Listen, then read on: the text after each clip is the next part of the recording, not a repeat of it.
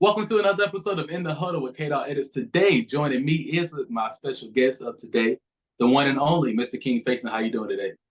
Good. I'm actually pretty excited for this interview. You're one of my spotlight players that I chose for this interview, so I do want to go and get things kicked off.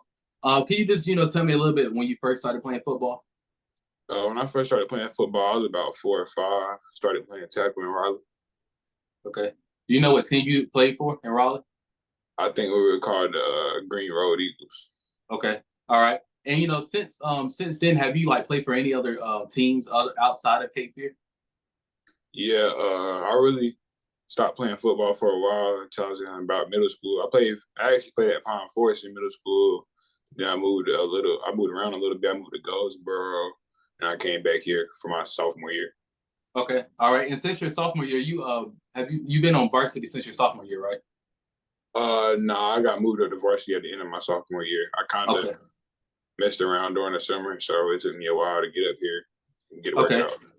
All right. So since you've been you've been from school, but so you have a lot of experience, when coming to football, and so that's why you was one of my spotlight players. So I do want to ask, with this being your last year, being eligible to play any type of high school sports since you're a senior, how are you been improving so you can make this one be a bang?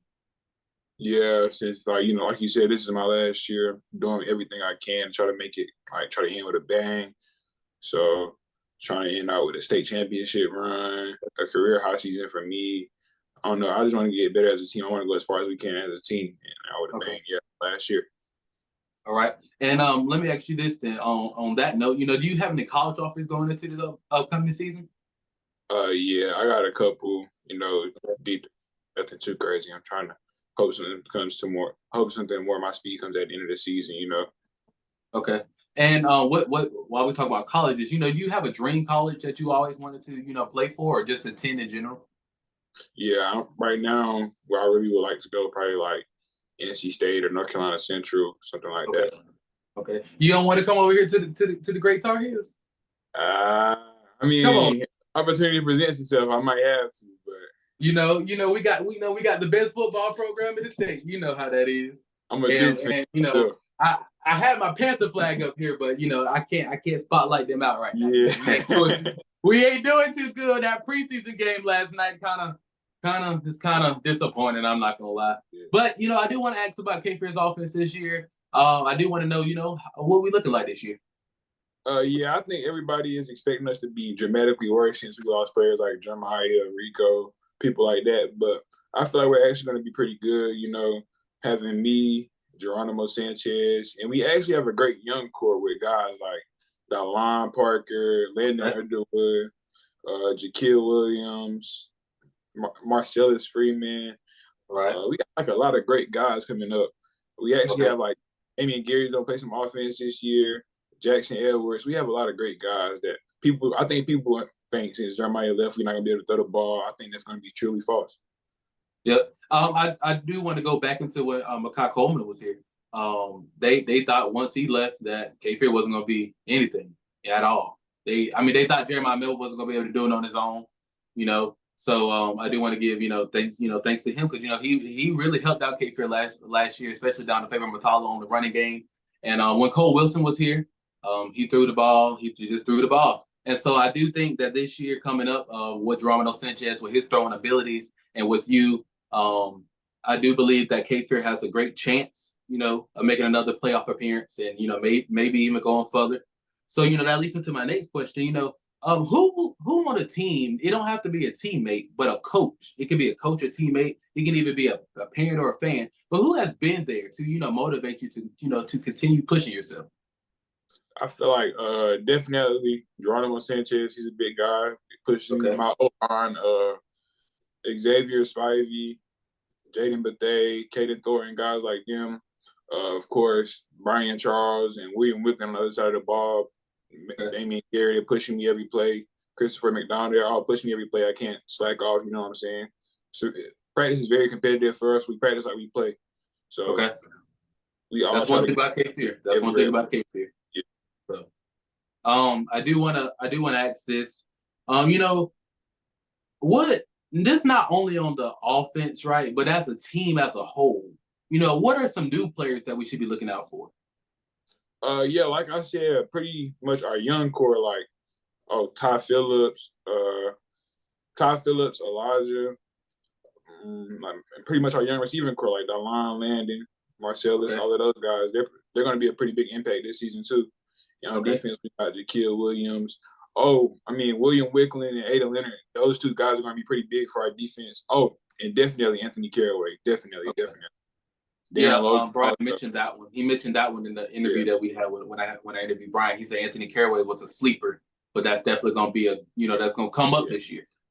A lot of these guys, they're stepping up big over the summer. Like, Dan Logan's going to be a big problem too. Like, our defense is going to be pretty solid again. A lot of these guys are stepping up over the summer. Everybody's getting better, I feel like. Everybody has a champion mentality. Okay, that's great. You got to have that. You got to have that state championship mentality, or you don't. It's no need for you to play. I'm sorry. If you don't have that, you want to take it all. I don't feel like you should be a player. I'm sorry. That's just my opinion. So I know that you have college offers, and I really do expect for you to commit, and I can't wait to see where you commit at and take your further athleticism too. But I do want to ask you, do you plan on ever going pro or taking it a step further outside of college? I feel like if the opportunity presents itself, I might. But like with my position being one of the most underpaid positions in the NFL, I probably would really only like to allow football to take me through 4 years of college, get a free education, so my people don't have to worry about that. Yes, so really, that's really all I'm looking for right now. But if I do end up being good enough to go there, I might.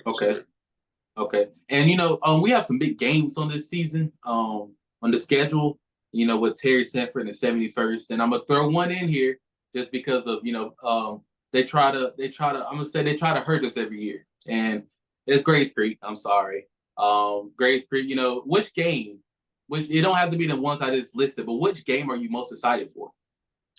The games I'm most excited for, I think, well, like Coach Sharman said, we don't like to look ahead. We don't like to overlook anybody, But I feel like it's the elephant in the room. Everybody, we all want to beat 71st. We all want to beat Laney. Really, all the guys we lost to last year, we want a chance to go ahead and come back and win. Like, since I've been here, it's been a big thing. Like, these guys haven't beat 70. Nobody has beat 71st in the season. I think this year we're gonna win a conference championship this year. We're gonna surprise everybody, I feel like.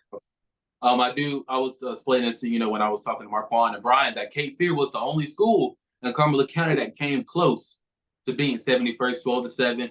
And I asked Brian this, but how did you contribute in that game? Honestly, that game, it was pretty much like we didn't even run the ball a lot that game. I think Favor might have ran the ball twice, and him being the starter for a couple of years, he was really starting, and then towards the end of the season, I kind of started stepping up and taking over myself. But around that game, he was starting, and we really didn't even have a running back in that game. We ran empty the whole game. So he might have had 2 or 3 touches, and we pretty much ran QB power and threw the ball that whole game. So that game was something. It wasn't really. Yeah, the 71st game, I watched it. I actually didn't go to that game. I watched it through NHS or something like NFHS. I did watch that game through there, and I seen it, and I was like, K-Free, they didn't really do a lot of running that game, like you stated. It was more passing, and the quarterback switch would throw me for a loop. Went from Bryce McKenzie to Geronimo Sanchez.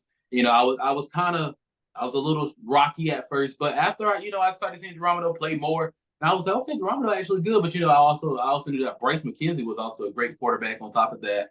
So that leads me to my next question. It don't have to be with Cape Fear, but I just want to know, do you have a favorite moment from football in general? Yeah, I think my favorite moment probably was we played Southview one game, and it was like the game kept getting delayed. It was raining. Oh yeah, I remember what you're talking about. So yeah, like when we came out on the field, it was senior night also, so it was like so much stuff they had to be put in front of us. But like when we came out the field, like the energy, the fans, everybody that was there, the moment was just like indescribable. Like it was a great moment. I remember that every time I think about running out the tunnel. It was a great moment. Mm-hmm. I remember that Southview game. Actually, as soon as I got to the gate, I athletic director, Mr. Dan, he was like, "Oh, you can't come in." I was like, "Why not?" He was like, it's lightning outside. And I was like, I said, it was like, just go back to your car. And I almost left. And something told me not to leave because I thought it was going to cancel the game. But I'm kind of glad, that I played that game. That Southfield game was a game that everybody was really expecting. Outside of the Terry Sanford and 71st game, I knew that people, because the Southeast record. And at that time, everybody was saying that, Southfield, they're going to beat Cape Fear. Southfield going to beat Cape Fear. And they simply didn't. Cape Fear that last year, they had the strength to, beat just about any team. Like I said, Cape Fear was the only school that came close to beating 71st. We unlocked more, goals as a team. I do believe, with making it to the second round of the playoffs. And over a while, Cape Fear football hasn't done that in a while. We make it to the first round of the playoffs, and things happen. So I do believe making it to the second round of the playoffs last year was definitely a great milestone. So I have one final question. I ask this after every interview: is there one message that you want to send to the opposing teams to get them ready for this upcoming season? Yeah, like I said, I feel like everybody is counting us out because Jeremiah, whoever left, we had a loaded 24 senior class, but just know we ain't no team to slack off for. We're going to be the top dogs at the end of the season. I promise you that. Okay. We're way farther than they expect. We're going to win the conference championship. I can promise you that. Okay. Well, folks, thank you for tuning in another episode of In the Huddle. I do want to thank my special guest, Mr. King Faison. I do wish you great success and more accomplishments throughout the season. And I can't wait to see where you commit to. So I'll be waiting on that. In other words, thank you and go Colts.